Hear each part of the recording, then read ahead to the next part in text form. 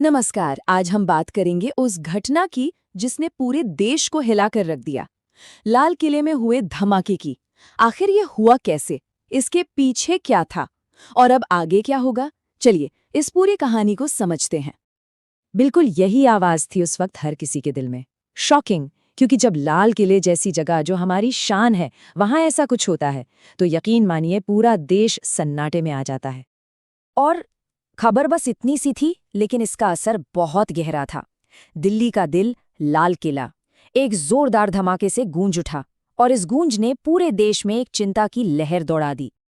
तो सबसे पहले चलते हैं उस दिन, उस वक्त पर। आखिर हुआ क्या था वहां? इस घटना की पूरी तस्वीर को समझने की कोशिश करते हैं। वक्त था सुबह के करीब 10:42 का। जगह थी लाल किले का म्यूजियम कॉम्प्लेक्स। और तभी एक जोरदार धमाका हुआ। इसके बाद जो मंजर था वो अफरा तफरी का था। सोचिए, हर तरफ धुआं, लोगों में दहशत, और फौरन ही पूरे एरिया को खाली करवाने का काम शुरू हो गया। ऐसे हालात में सबसे जरूरी होता है तेजी से एक्शन लेना, और अथॉरिटीज ने इस केओस को कंट्रोल करने के लिए फौरन कदम उठाए। देखते हैं कि उनका रिस्पॉन्स कैसा था। उनका प्लान बिल्कुल साफ था और एक्शन बहुत तेज। पहला कदम, सारे एग्जिट्स बंद कर दिए गए। फिर वहां मौजूद सैकड़ों टूरिस्ट्स को सेफ बाहर निकाला गया।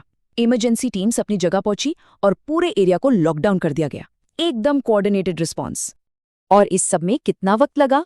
बस कुछ ही मिनट। इतनी तेजी से पूरे कॉम्प्लेक्स को सिक्योर कर लिया गया था। ये उनकी एफिशिएंसी को दिखाता है। ओके, तो इमीडिएट क्राइसिस तो कंट्रोल में आ गया, लेकिन अब शुरू हुआ असली काम, इस पहेड़ी को सुलझाने का। आखिर ये हुआ कैसे था? यहां से जांच का सिलसिला शुरू होता है। और सबसे बड़ा सवाल यही था कि इस धमाके की असली वजह क्या थी। हर किसी के ज़हन में यही बात घूम रही थी।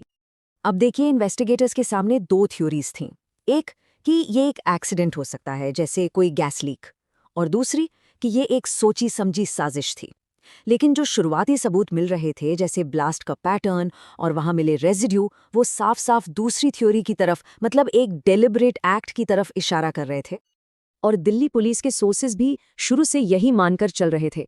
उनका कहना था कि ये हादसा नहीं लगता, ये एक जानबूझकर किया गया काम है।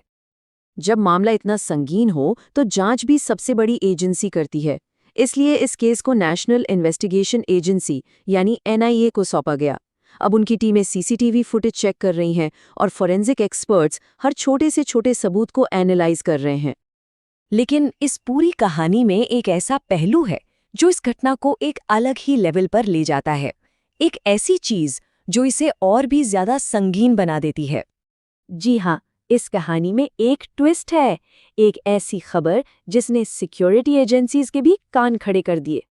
और वो ट्विस्ट ये है कि इस धमाके से आखिर कुछ ही दिन पहले सिक्योरिटी अलर्ट्स जारी किए गए थे। अलर्ट्स में साफ कहा गया था कि देश के बड़े हिस्टोरिकल साइट्स पर खतरा है। अब इसे सिर्फ एक इत्तेफाक कहना थोड़ा मुश्किल लगता है ना? तो इस सब के बाद जाहिर है दिल्ली का माहौल तनावपूर्ण है। अब आगे देखते हैं कि फिलहाल सिचुएशन क्या है और आगे का आउटलुक कैसा है। ऐसे टाइम में ऑफिशियल्स ने लोगों से अपील की है। उनका कहना है कि प्लीज शांत रहें और ऑनलाइन जो भी अनजान वीडियोस या अफवाहें फैल रही हैं उन पर ध्यान न दें। ऐसा करने से सिर्फ पैनिक पड़ता है। मतलब अभी के लिए फोकस 3 चीजों पर है: सेफ्टी, रेस्क्यू और सबसे जरूरी सच का पता लगाना, जवाब ढूंढना। पूरे देश में एक बेचैनी का माहौल है और सभी इस इंतजार में है कि जांच में आगे क्या सामने आएगा। इसके पीछे आखिर है कौन? ये वो सवाल है जिसका जवाब मिलना अभी बाकी है।